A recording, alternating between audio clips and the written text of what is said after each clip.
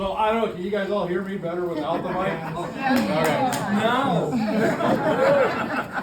Hey, all that time on strike lines paid off for me. I don't know how many of you have heard me speak before, but my name is Terry Carlson. I grew up in a little town, a little northeast of Everett, Washington, called Granite Falls, Washington. Yes, the meth capital of the United States, as by Rolling Stone. As soon as I graduated high school, I went into the timber industry. I'm a fourth generation logger, so I know a lot of what goes with that industry. And I have my fifth generation. My middle daughter is a forester for the Department of Natural Resources, so we're continuing on the tradition. After traveling around, tramped around as a logger, working a bunch of stuff, I needed to stay close to home, so I moved to Forks, Washington. Had my first kid in Forks. And then the timber industry kind of took a dive, and my wife and I got divorced, all that good stuff. Then I became a mail order husband and moved to Anacortes, and I met my lovely wife who found me on the internet. And of course, we took both of our families, blended them together, and my wife and I have both raised three beautiful, wonderful daughters. So before you even ask, yes, I am pro-choice. I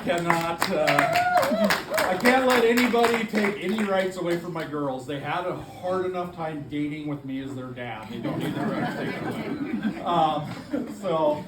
And then after our girls graduated from Anacortes High School, my wife and I kind of were like, well, we like Anacortes, but it's getting kind of expensive to live. We can go somewhere else, and I got an opportunity to come down to Longview and work for Weyerhaeuser.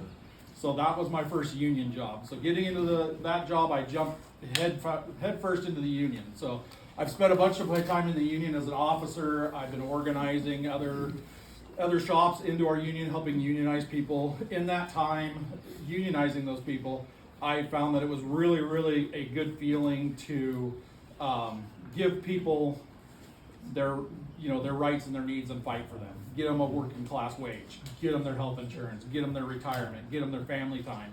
So when Rosemary approached me about running for this position, I kind of thought to myself, well, I love to fight for my members and for people. Why not take my same mentality from the union and apply that to the 19th legislative district and fight for everybody that are my neighbors? Because I do understand rural Washington. I've been all over the state. I've only lived in rural places, so I understand the problems that we all face. We're connected to the natural resources. That gives us a lot of funding. But on the other hand, climate change is real. So we need to know that we can't just ignore that. So like the Lieutenant Governor said, that climate change act we have, we can't get rid of that. Is it perfect? No. But if we get rid of it, we're just starting over, and it's going to, like you said, it's going to send a bad message to the rest of the country. But can we keep it and tweak it? Yes, we can. We can make it work for us. We can make it work for everybody, because it's not going to just work for one section of our state.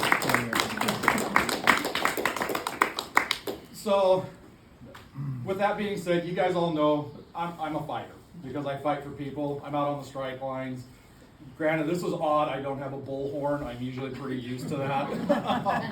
So my plan is to fight for all of you and fight for our district, because as we all know, since the three J's have taken over, our state funding was going like this, and now it's like this. And that's not good.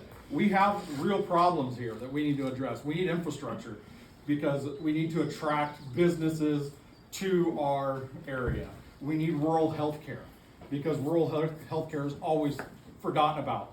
We need good schools, because people are working remotely. They want good schools for their kids to go to. We can show that to them, that we can do this. And a big part of that is vocational training. I'm a huge proponent. I'm in the trades.